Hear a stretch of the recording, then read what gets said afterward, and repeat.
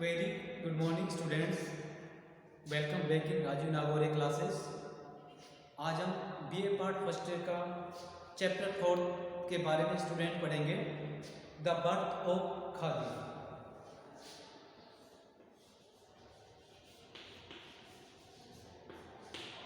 Chapter 4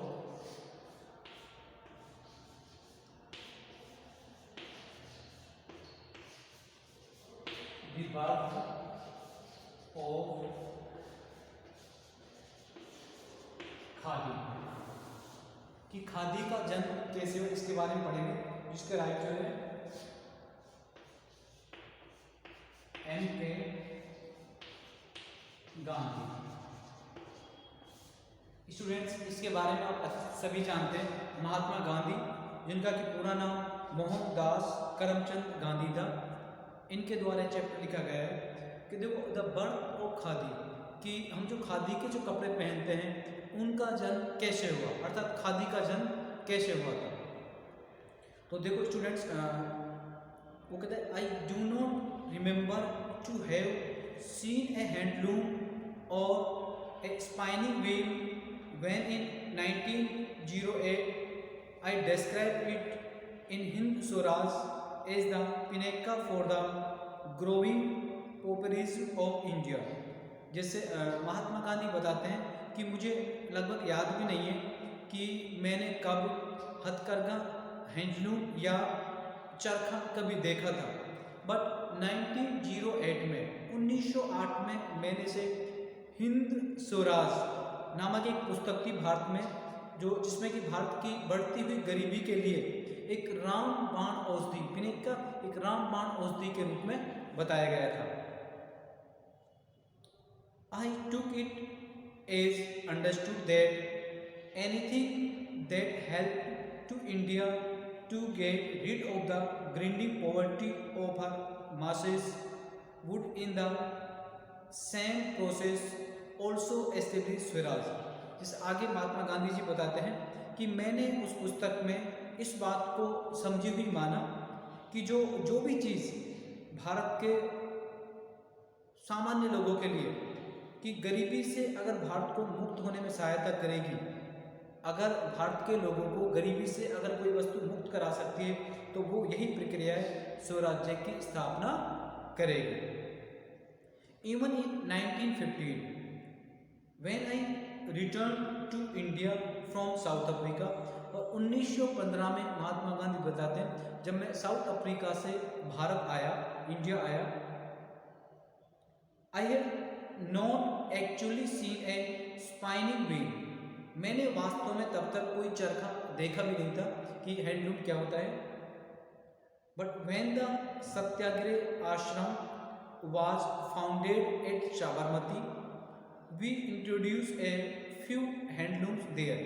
लेकिन जब साबरमती में सत्याग्रह आश्रम की नींव रखी गई तो वहां पर हमने कुछ हथकरघे लगाए। But no sooner had we done this then we found ourselves up against a difficulty.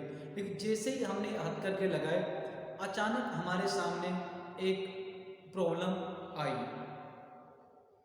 All of us belong either to the liberal professions or to a business.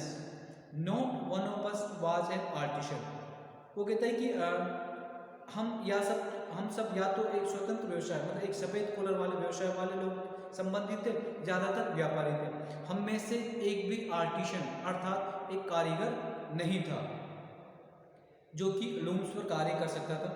तो we needed a weaving expert to teach us weave before we could work the loom, कि हमें एक ऐसे बुनाई विशेषज्ञ की आवश्यकता थी जो कपड़ा बुनना हमें सिखाए, इससे पहले कि हम हथकरघों पर काम कर सकते थे।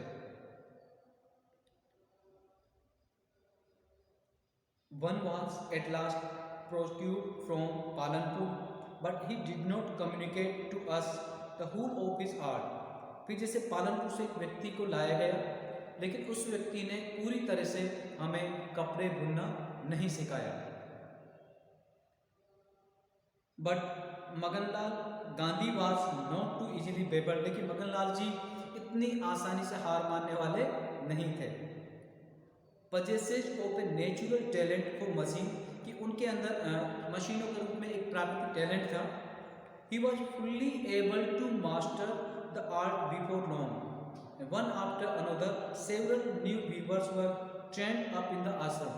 एक के बाद एक धीरे धीरे करके बहुत सारे आर्टिशंस को लाया गया और वहाँ पर चरखा चलाना सिखाया गया, कार्य प्रशिक्षण दिया गया। The object that we set before our self, हमने अपने सामने एक उद्देश्य रखा, to be able to clothe our self entirely in cloth manufactured by our own hands. हमने एक ये लक्ष्य रखा कि यहाँ पर जितने भी पीपल हैं सभी लोग स्वयं के द्वारा निर्मित कपड़े से ही कपड़े पहनेंगे, अर्थात उनको हथकरघे से सूट काटना होगा और उसी सूट को काट कर उनको कपड़ा बनाया जाएगा, वही कपड़े वो पहनेंगे।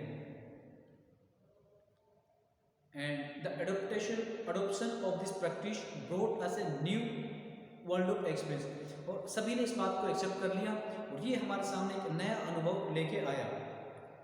And the alternative therefore was to get our cloth supply from handloom weavers, फिर हमको इस क्लॉथ को अपने वीवर के पास सप्लाई भी करना था। But readymade cloth from Indian mills was not easily obtained, लेकिन जो रेडीमेड कपड़ा जो मिलों में बनता था उसको इतनी आसानी से प्राप्त नहीं किया जा सकता था। तो all the fine cloth woven by weavers was from foreign yarn, अभी तक जितना भी कपड़ा धागे आते थे सारे फॉरेन से आते थे। Since India mills did not spin fine counts, क्योंकि अभी तक भारत की मिलों में अच्छे किस्म का धागा नहीं बुना जाता था। इवन टुडे आज भी outturn higher count of Indian mills is very limited, आज भी भारतीय मिलों में बहुत लिमिटेड कपड़ा बनाया जाता है। जबकि it was after the greatest effort, एक बड़े प्रयास के बाद में we were last able to find some weavers, हमें कुछ ऐसे इंडियन वीवर मिल गए who condensed to weave स्वदेशी yarn for us, जो हमारे लिए भारतीय धागा बनाने के लिए रेडी हो गए। and only on condition that the ashram would take up all the cloth, एक शर्त थी कि वो जितना भी कपड़ा बनाएंगे वो सारा कपड़ा या सारा धागा आश्रम के द्वारा ले लिया जाएगा। by thus adopting cloth woven from mill yarn as our wear, उनको हमने अपने इंडियन वीवर के रूप में एक्सेप्ट किया एंड हमने थोड़ी प्रोग्रेस की। We made ourselves volunteers agent of the Indian spinning mills, इस तरह से हमने भारतीय जो मिल हैं उनके वॉलंटियर के रूप में कार्य किया। And this in turn brought us into contact with mills, इससे हम जो मिल मालिक थे, मिल वर्कर्स थे, उनके कांटेक्ट में आ गए। And enable to us to know something about their management, और हम उनके मैनेजमेंट के बारे में, उनके हैंडवर्क के बारे में भी हमें जानने का मौका मिला। बट अभी तक भी हम थोड़ी प्रॉब्लम आ रही थी, क्योंकि प्रॉपर मात्रा में हमारे पास में ऐसे लोग नहीं थे जो कि कपड़े को अच्छे से बुन सके। उसके बाद जैसे गांधी जी बताते हैं कि हमें एक बार एक गंगा बेन मजूमदार, जो कि यहाँ पे क्वेश्चन भी आता है स्टूडेंट कि who was Ganga Ben Majumdar, या व्हाट डू यू अंडरस्टैंड या what do you know about Ganga Ben, कि गंगा बेन के बारे में आप क्या जानते हो। तो इसमें गांधी जी की एक सम्मेलन के दौरान गंगा बेन मजूमदार से मुलाकात होती है। She was a greatest artisan, वो एक बहुत अच्छी आर्टिसन थी जो कि कपड़ा बुनना जानती थी। उससे मिलने के बाद गांधी जी की ये प्रॉब्लम सॉल्व हो गई कि how to weave a cloth on the handloom, कि हैंडलूम पे किस तरह से कपड़ा बुना जाता है। तो इस तरह से इसमें एक वर्ड आता है, क्वेश्चंस भी आता है स्टूडेंट कि वर्ल्ड ऑफ एक्सपीरियंस से क्या तात्पर्य है। वर्ल्ड ऑफ एक्सपीरियंस, जिसे गांधी जी ने कहा है कि world of, what do understand by the term world of experience, ये बहुत इंपॉर्टेंट है क्वेश्चन। वर्ल्ड ऑफ एक्सपीरियंस, ये स्टूडेंट्स कि ये जो वर्ल्ड एक्सपीरियंस, इसका मतलब ए मीन्स लॉट ऑफ एक्सपीरियंस, इसका मतलब होता है a lot of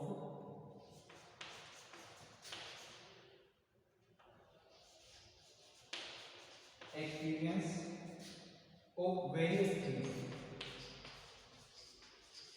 of various things, अर्थात कि कई चीज़ों का बहुत सारा अनुभव होना। जैसे बताते हैं गांधी जी सेज दैट कि adoption of practice of wearing cloth manufactured by themself brought them a world of experience. Mahatma Gandhi ji खुद बताते हैं कि स्वयं के द्वारा निर्मित वस्त्र धारण करने की जो उसकी प्रथा थी उसने उनको दुनिया भर का अनुभव करा दिया। और ये दुनिया भर का जो अनुभव है, वर्ल्ड ऑफ एक्सपीरियंस का अर्थ ये है कि कई चीज़ों का बहुत सारा अनुभव होना। तो इस तरह से हमारी कपड़ा बुनने की जो प्रॉब्लम सॉल्व हुई थी। सो स्टूडेंट, ये था हमारा चैप्टर आज का, बर्थ ऑफ खादी। अब इसके 2 चैप्टर्स आर ऑल्सो रिमेनिंग, उनको नेक्स्ट वीडियो में बढ़ेंगे। Thank you very much.